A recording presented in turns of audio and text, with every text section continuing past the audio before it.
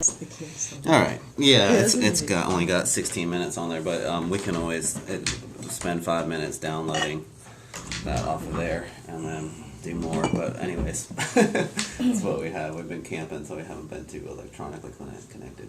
Yeah. But so you've had, how long have you had this property? You've been able to. I was born here. You were born here, okay. In that house right across the way right Uh-huh. there. My brother still lives right Uh-huh. there. Awesome. So, yeah, I didn't get very far. Yeah. But it's been a huge, wonderful playground, filled Uh-huh. with amazing resources to Right. work with, rocks, mud, trees, timber, everything's right here, Right. So did you just, as a boy, were you just interested in doing that, and building stuff? Well, yeah, all my life I've been building stuff, from, just a mad builder from the get-go, and possessed with incredible capacity to produce a lot of work, you know what I mean, make things happen. And so that's what I've been doing. Right. So what was the first major project that you worked on out here? We have to take a walk. Yeah, we can take a walk. Yeah. But that's down that far. I grew up there. I went to school, went to college. Played around with model cars, played around with toy trucks and all that stuff as a kid, and then building tree forts and stump forts and all this stuff. And my first major project after I got out of college, I was really kind of clear about where I was going, what I was doing. I just wanted to build, sculptured homes, basically. Did you for a place for you to live, or just? So we built. around? The first one was a place for me to live, and Uh-huh. also to gain experience in building and stuff. And that's where I started out, and that's down over here. And we'll walk down there later and Okay. start you through the whole process. And then I built a place, and then by the time I got the place built, I had to make tools. I had to build a workshop, so I built a workshop, and then we kind of built a little studio apartment on top And were of your that parents still workshop. around here, or? My dad died early when we were building this first house. It was under construction at the time when he passed away. I just kind of got it started. Like I said, I got out of college and just kind of was clear about where I was going, what I was going to do. What year was that you got out of college? That was like 70. Well, I got in high school in 1970, and so 73 basically. And so, yeah. But those were very turbulent years with a lot of run-ins with the law and... Not out here, but just in general. The law never came out here. Was Yeah. Oh, yeah. I came out here. They visited me. Yeah, they know you pretty good. Took me and locked me up in their little penitentiary for a while. What was that for? For reefer, or? For possession of marijuana. Uh-huh. Yeah. Mm-hmm. And all that kind of was like coming down at that time I was building that first house. And but it's just a lot of interesting stories. They're amazing stories. I don't know if we want to get into that. We can spend all day here. They're wild, crazy stories. Yeah. Tell me one. Okay, here we go. So I'm traveling around with my brother, and just bought this little sports car that went real fast, and pretty much like to go 100 all the time. And so me and my brother Tim are driving around this car, smoking tons of weed and driving 100 miles an hour everywhere, and passing the cars on the shoulder. Right. Whole string of cars. And eventually we got pulled over by the state patrol, and my brother Tim was driving, and they decided they were gonna take him into jail and asked me to follow him back in there. And so I did, and then I met him at the courthouse, and then they wanted to search our car. No. You get my brother, well, you know, let him go. Let's leave me alone. You know, I didn't do nothing. And then they're getting pretty aggressive, and so I kind of decided I'm gonna run out. I'm leaving. I'm out of there. You know, so I take off running. All these about 60 different deputies are piling on me and trying to capture me. You know. Well, you're right there in the station. Yeah, right at the cop station, and so eventually one guy's got a leg, and I'm kind of trying to drag him off, and the other one's piling on me, and then they mace me in the eyes with this mace, and that really fucks you up. It pretty demobilizes you, you know, and so they got me, and then they're in there and they're complaining about they're gonna have to charge me for their new uniforms because their uniforms got all scuffed up and dirt and stuff and all this stuff, and I'm getting really sick and breathing up. I'm going right back around these cops, all of these cops, as they're talking about how dirty their uniforms got and stuff. Kind of interesting. But eventually, you know, we were so worked. Anyway, my mom bails us out of jail, and we get felony possession of marijuana charge, and then we go through a suppression of evidence hearing, which doesn't work. They say the evidence is admissible. I was telling them, well, hey, this was a kind of illegal search on my car because it was in my possession. It wasn't my brother's possession, you know. But the judge rules they can possess it. So next year we're getting ready to go to court, and we're walking in, going toward the courthouse, and the deputies come the other way, big smile on his face, you know, and he's got this big sack of, this paper sack. And I kind of knew what that was, because it looked the pot that they took from me. Yeah. So in an instant flash, I grabbed the sack out of his hand, leaped 3 flights of stairs, kaboom, kaboom, kaboom, and running out the door with this sack of pot that I just got back from the cops. That's my pot. And all the juries coming out of the coffee shop across the street to come over to jail. Here I am. And then I ran off and hid it in some bushes somewhere, and proceeded to go back to court thinking, well, now they won't be able to convict me because they don't have any evidence. Right. You know? I see the logic there. Yeah.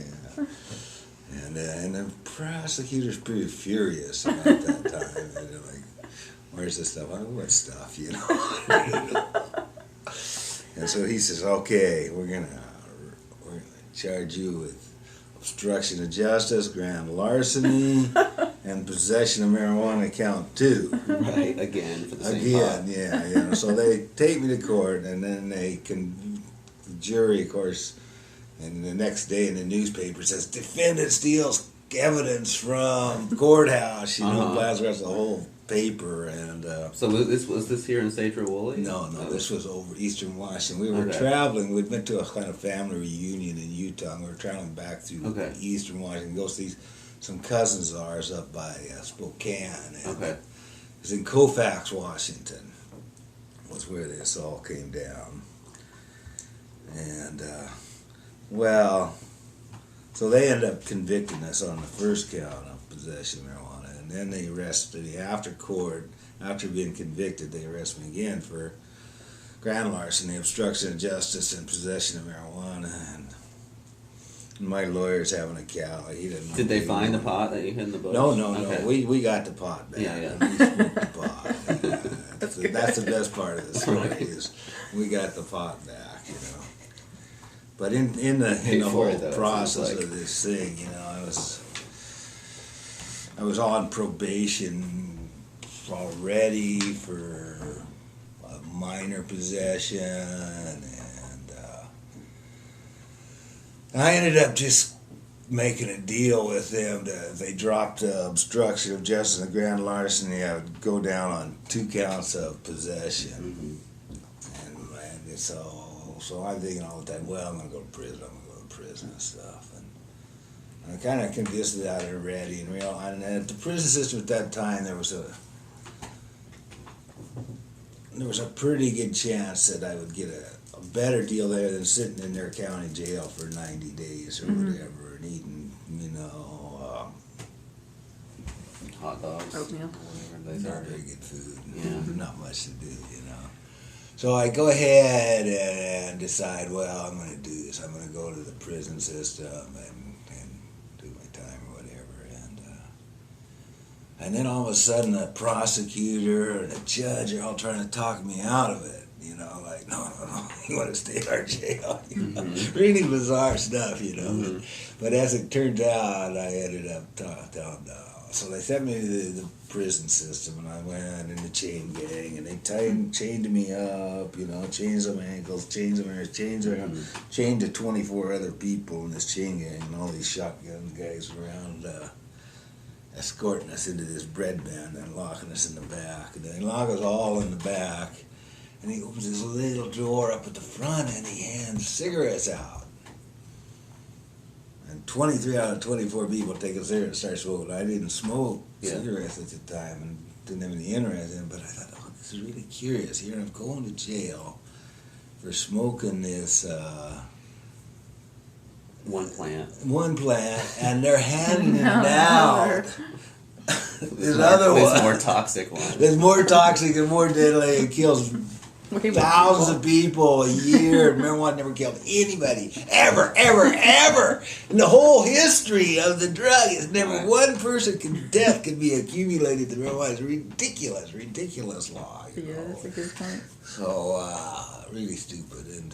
And for me, it's my pain medication. I definitely, because the body's all hurt now, and I don't get really high on it anymore, more or less. It keeps me so I can function. It's like analgesic. But now I got medical marijuana. Yeah. Just basically legal to do what Yeah. I want. So things have changed in progress. Yeah. We stopped in Humboldt County to visit a friend there who's a grower, and, you know, things are way different than they were even 4 years ago. It's pretty amazing. Yeah. You know, they had pot, and Ed did too, just like growing weed in the garden. Yeah, in you Colorado. know, and it was pretty cool. You know, with like, and Steven was like, hey, do you mind if I take a picture of the gardens? Ed's like, I don't give a shit, it's totally legal, you know? Which Doesn't is matter. not quite true, but it's true enough. I mean, it's pretty true. Yeah. Yeah. So, I mean, that's pretty exciting, really, that Yeah. you can have marijuana in your garden now. Yeah, well, and especially California, Northern California too. There's a culture of it, but it's a little sketchy even with the police. Like, he's legal in 3 states now. Every state that we travel to, because we build so much in California. Uh-huh. And then it was like we both were licensed in California. We had this little incident in Washington. Both got medical in Washington. Then he has this little incident in Oregon. So the states, it's ridiculous, won't allow you. It's like being diabetic, but my medicine isn't legal in your state, or I have to have a separate physician from your state okay me to use it. You know, it's insane. So And there's still a lot of states that don't even have medical marijuana. Yeah. Oh, We yeah. don't have it in North Carolina. I mean, Oh, just seeing East pot, Coast. you know, growing in people's yards and stuff like Yeah, that. yeah. It's still pretty It's exciting to us. Yeah, Yeah, like, exactly. Oh my God, is that what I think it is? You have it just in your garden. Are you crazy? Yeah. Yeah. But yeah, let's continue the story anyway. Yeah, yeah. So after getting hauled away in these chains and whatever, so they take you to this kind of Shelton, which is the prison where they kind of figure out what they're going to do with all the prisoners, and then they shuffle them out to things. And I had a lot going on for myself, so they treated I was kind of an ideal prisoner or whatever. Plus, I'd stolen from the cops, which made me like the most popular prisoner. Right. Cool points. Anybody Right, could steal from the cops, it's like Yeah. that, you know. And so they sent me to this honor camp where we went out and worked for DNR, you know. And since I was building this house at the time, and all of a sudden I'm out in the forest again at this work camp and working hard and working for DNR and running chainsaws out in the woods all the time, I discovered this way to talk them into letting me build a fence around the prison out of split wood, and then getting all this wood from the state to build my house. So my brother's bringing in the truck on the weekend. We're loading it up with wood that we're basically DNR is actually stealing this wood from the federal government with their equipment from me. Right. While I'm in prison, you know. Right. This is the kind of shit that's going on. You know. Siphon a little bit off for some construction project. Yeah. And then, you know, and was a really cool little prison because it didn't have any guards or fences or nobody packed guns. So is that why the prosecutor didn't want you to go there? Maybe knew it. You know, He was like, I don't "Wait, know it's why. too he nice didn't, out there." but it was a really cool kind of place, and So it that's had the all one. these big cedar trees. It's only down here in Arlington, just a little ways down the road from here, and it's like this is just like when. And so they had all these cedar trees, and so every time my brother was coming and getting these loads of wood, he was leaving me marijuana, which I was distributing to the population out there. No wonder you were And I had prisoner. this trick where we'd go out the door and we'd climb this cedar tree right next to the door, and we could sit up there and smoke all we want, and we could see when the shrinks came out looking for us and walked around the property to see where we were at. As soon as they'd go out.